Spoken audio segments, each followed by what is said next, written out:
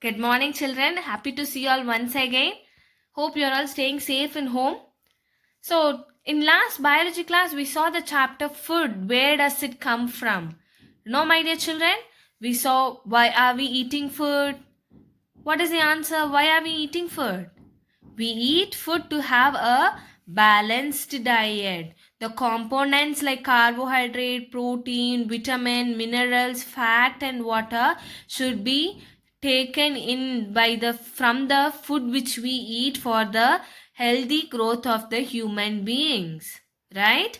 And there are variety of food items. We get bored whenever we eat the same food item regularly. If I'm eating daily bread and jam, I get bored of it. I wanted to taste different foods.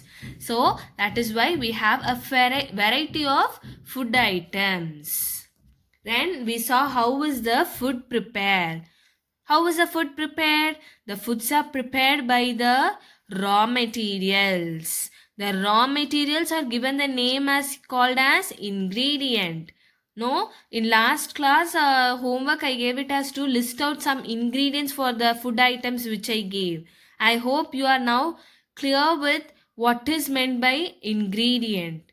The materials used to prepare food, which are all in this raw state, is nothing but your ingredient. Okay, now where are these ingredients obtained? There are two sources of food ingredients: plants and animals. In plants, I get fruit, nut, vegetables and grains. From animals, I get meat, fish, eggs and milk. So, these are the sources of food. From this, I make use of the ingredients to prepare the food. Okay, my dear children? Yeah. The next thing which we saw was how the plant parts are used as eatables.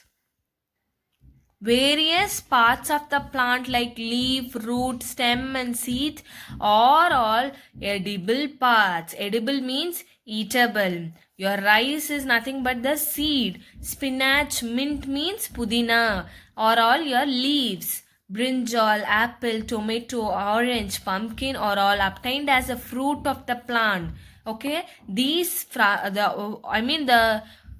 products which are all obtained from the fruit of the plant, we are using it as eatables either as vegetable or as fruit, because brinjal, tomato and all vegetable, apple, orange and all fruits, they are all obtained from which part of the plant? Fruit. Cauliflower from the flower of the plant. Carrot and radish from the roots of the plant. I already gave you an important note over here that the part from which we are getting the eatable is only fruit. Whereas from that I am getting both vegetable as well as fruit. Okay, there is a difference between the part of the plant and the eatable. My dear children, I think you are remembering it. So yes, so we saw the variety of food. No, my dear children. Then we saw the food materials means nothing but the ingredients and their sources. The two sources are there, that is plant and animals. We saw those also, right? Then we saw the various food items obtained from the plant parts. Okay, until this we saw in the last class. So today what are we going to see is, we are going to see what do animals eat.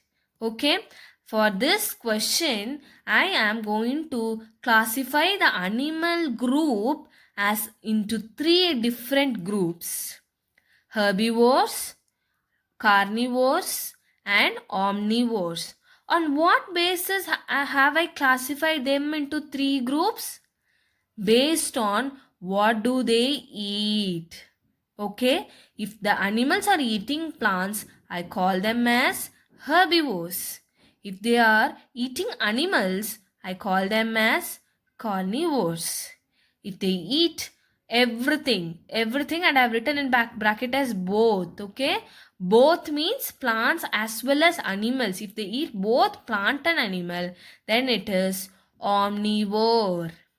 Okay. So what are the examples for herbivore? Deer, goat, cow, and giraffe. These animals will eat only plants. So I can give this group a name called herbivores. So herbivores means plant eating animals. Example will include deer, goat, cow, and giraffe. Yes. The next thing is animal eating group, that is your carnivores, the animals which eat on other animals. Lion, tiger, and vultures, these are also animals, but what is their food? They feed on other animals, so they feed on your herbivores. Deer, goat, and cow will be eaten by your lion and tiger, so their food lies on the herbivores. Okay. Yes, omnivores will eat everything, both plants and animals. What is an example for omnivore? We human beings are the best example for omnivores. Yes, we eat plants as well as animals. We eat goat and chicken, we eat meat, we are eating egg, we are eating, okay, as well as we eat vegetables and fruits. We eat both plants and animals. So the best example for omnivore will be human beings, and bears also your example for omnivore. Okay children, so your herbivore, carnivore, and omnivore are all group of animals which play a very major role in your food cycle. I have taught you about the food cycle in your basics class, right? I explained you there the sun, with sun as the source, plants will grow, and herbivores will feed on plants, carnivores will feed on herbivores, that is the animals which eat the deer, goat, and cow. And omnivores are the animals which eat both plants and animals. Once human beings are dead, it will be decomposed. So some microorganisms are doing the working of decomposition. Decomposition means what, children? Decomposition. It means decaying. It means decay, rotten. Okay, once a human body is dead, it will be decayed by microorganisms, and that decayed matter will be present in the soil, which again acts as a nutrient for the growth of the plants from the soil, and the cycle continues. That happens to be your food cycle. Okay, your ecosystem. Okay, children. But with the end of this classification, your chapter gets over.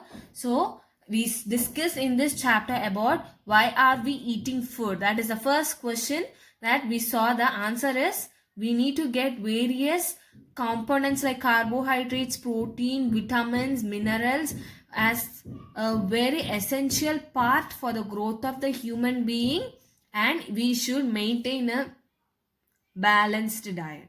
The next question was, how do we prepare food? Okay, we prepare food by using the food materials, your ingredients.